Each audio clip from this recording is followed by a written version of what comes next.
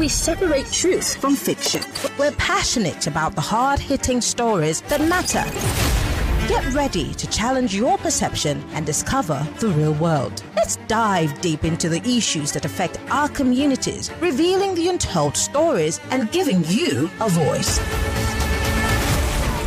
No sensationalism, no bias, just raw, unadulterated truth. I am committed to delivering news without compromise.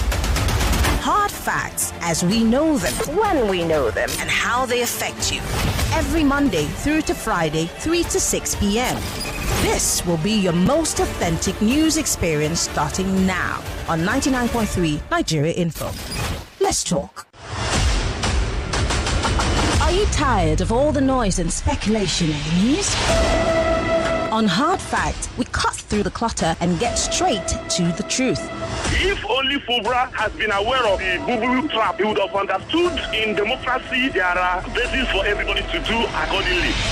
Join us as we bring you the stories that matter. We go beyond the headlines to uncover the real facts and the core of every story.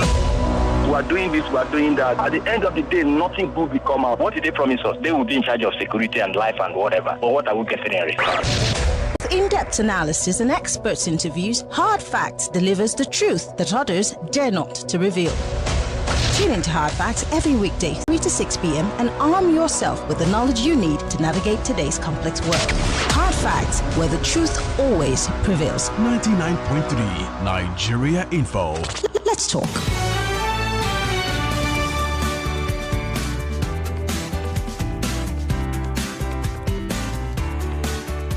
Seven minutes gone past the 3 o'clock hour, officially welcoming you to the nation's #1 talk news and sports radio station, because you know why? It's time for Hard Facts. Let's get into the real business for the day, talking about all the big stories that are making headlines on our national dailies, stories that are trending on social media because everyone's talking about it, and those who have made a debut on our local news bulletin here in the station, 99.3 Nigeria Info. My name is Maryann Okon, welcoming you to the show from now till 6 p.m. It will be your most authentic news experience, and I can tell you that this one you can take to the bank. Of course, on the 4 o'clock hour, I'm hoping that I will have Chuman Nolly here with me in the studio and a member of the sports gang. I'm hoping Sam can also join me. I want to talk about this case and the CAF chairman's, CAF president's position on the Nigeria-Libya debacle. Last week, I had China Cheru here talking about it. Now we wanted to look at, the politics behind it and how this might play out. Of course, we hear that it's a 50-50 case. It might just turn out in our favor, or it might just turn out in Libya's favor. Fingers crossed, yeah? We still need to plead our case. So I'm hoping that I will have some members of the sports gang here in the studio with me to have that conversation. And then on the 5 o'clock hour, we go to Rivers. Rivers again. Yeah, because again, the House of Assembly that has been reinstated by the Supreme Court, or rather by the High Court in Abuja, even though the governor of the state has headed to the Supreme Court on this one, they're asking the governor to come and represent the budget. Budgets we didn't don't pass things. They're saying, well, they're giving him one more opportunity to come and represent that budget. So I'm going to have a lawyer in the studio with me from Port Harcourt to look at this this imbroglio, if it's ever going to be settled, or maybe we should wait for the Supreme Court to rule on it. Well, what are you waiting for? Let's get into the business of the day. Welcome to Hard Facts once again, ladies and gentlemen. And it's time for the Big Three.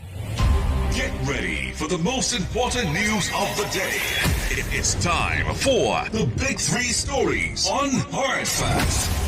Tune in to our primetime show for the latest updates and in-depth analysis on the top stories making headlines. From breaking news to in-depth investigations, we bring you the facts you need to know. Join us as we delve into the biggest stories shaping our world today. Tune in to the Big Three every weekday, 3 to 4 p.m. and stay informed with the news that matters the most. Hard Facts, where the truth always comes first.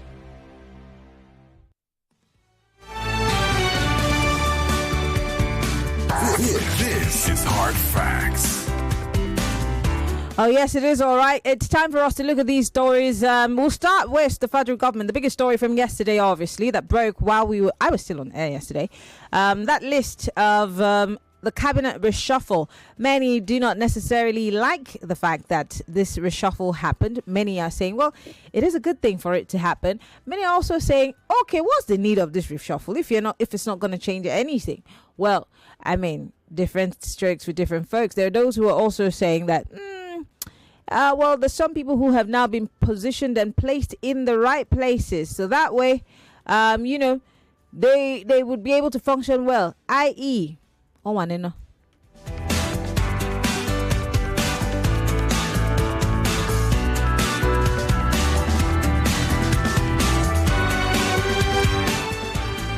right, so let's look at that story from the Premium Times newspaper here. Tinubu sacks 5 ministers, reassigns 10, appoints 7 new ones. One of the newly appointed ministers is the wife of the late Biafran leader, Chukwuemeka Udumegu Ojukwu.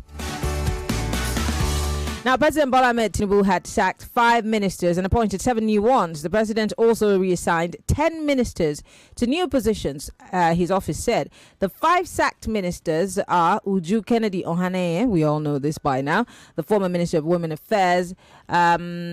There are also others, if you ask me. Lola Ade John, who was the former tourism minister, Tahir Maman, Minister of Education, and Abdullahi Guazo, Minister of State, Housing and Urban Development, and Jamila Ibrahim, Minister of Youth Development. The newly appointed ministers who will still have to be confirmed by the Senate right now, because Mr. President has reasoned to the Senate, are Nantawe Yilwata, Mohammed Dingyadi, Bianca Ojukwu, Jumoke Oduwole, Idi Maher, Yusuf Abdullahi Atta, and Swaiba Ahmad. Also, worthy of notice that finally, Betaidu has been shown the boot. She's been booted out. Well, the presidency said that the dismissal and appointment are part of an 8 far-reaching actions to reinvigorate the administration's capacity for optimal efficiency in pursuant of Mr. President's commitment to deliver on his promises to Nigerians. And so I ask, how will this reshuffle translate to good governance? There are those who are saying that a few of these people are going to be able to function now that they have been repositioned and given different ministries. It feels like square pegs and square, holes. Some others are saying, oh, this looks like just another opportunity to settle more boys. And the others are saying, you shouldn't have even bothered. I'd like to hear your thoughts on that one. But let's move away from that and talk about, for the 10th day in a row, unending greed collapse threatens survival of businesses, says OPS. Now, prominent members of the organised private sector yesterday raised concerns over the frequent collapse in the national power grid, saying that this development is crippling already distressed business. Underline, already distressed. In other words, the business that was wonky, trying to manage to breathe. You now Kuku want to kill it. Well, among the business groups that expressed this concern were the Association of Chamber of Commerce, Industry, Mines and Agriculture, NASIMA, Manufacturers Association of Nigeria, MAN, and the Lagos Chamber of Commerce